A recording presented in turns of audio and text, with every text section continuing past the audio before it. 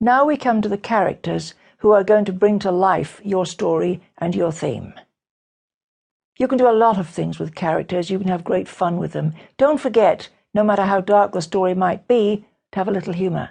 And the advantage of being the writer is that you can control the stories because you can come up with the perfect punchline and then go back to set it up. I remember doing that once with one of the Victorian stories. Monk was a little bit dour and a little bit frightened, and Hester had been a nurse in the Crimea with Florence Nightingale. She's got rather a sharp tongue. And he says early on in their acquaintance, "I hate clever women." She says, "Oh, I love clever men." It looks as if we're both to be disappointed. But back to the war stories. They involve 4 adult siblings in the Reevely family. The eldest is Joseph, and he's in his late 30s. He is a chaplain, a priest. The second is Hannah, the eldest sister. She's married to a naval officer, and she has children. The third is Matthew. He's single, and he's in Secret Intelligence Service. The fourth is Judith, and she is still a little bit wild. She left to drive around the countryside very fast in her father's car. She'll end up on the battlefields driving an ambulance, which is a very different thing. They all have a backstory, and that is the things that happened in their lives before we meet them, which make them into the person that they are. Now, you, the writer, need to know the backstory. I would suggest you write half a page to a page of backstory on your main 2 or 3 characters. And that should include your protagonist and your antagonist, because nobody fights to the most desperate last ditch against an enemy who's not worthy of them. Joseph's backstory is that he was married and he loved his wife deeply. Didn't know her very well because they're fairly newly married.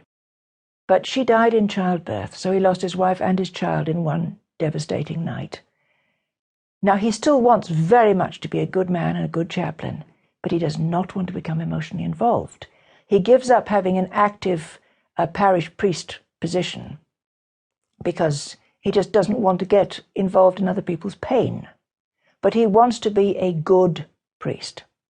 Now, those 2 things are mutually conflicting. You cannot really help people if you refuse to be involved in their pain.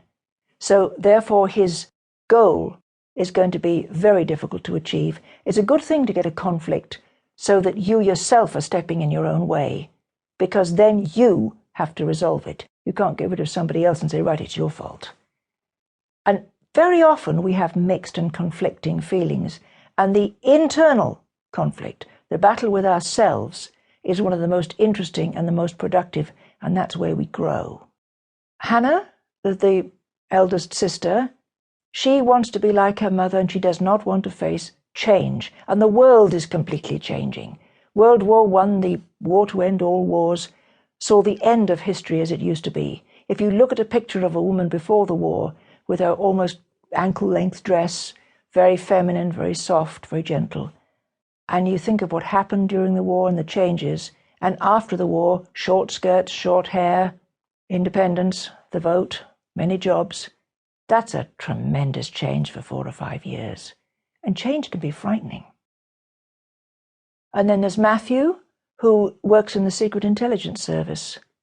That's a hard change as well. He's half ashamed of what he does because his father loathed it, and he thought very, very highly of his father. And it's a deep conflict for him to be able to have to fight the secret war, and yet he's a young, healthy man, and other people's husbands, brothers, fathers, sons are on the Western Front fighting and dying. What's this healthy man doing here at home? Apparently doing nothing.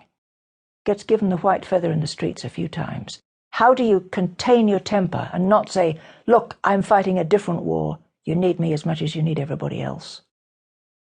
And then there's Judith. She's a little bit irresponsible. She learns through many, many hard lessons that if you do follow your heart and follow your conscience as opposed to what other people say you should be doing, it comes at a high price, but it also brings you a high reward. And then there is the peacemaker. He is the main antagonist. He is the man who wants to create peace at any cost. And you think, what a dreadful man. He's prepared to murder, to lie, to cheat, to steal, to betray.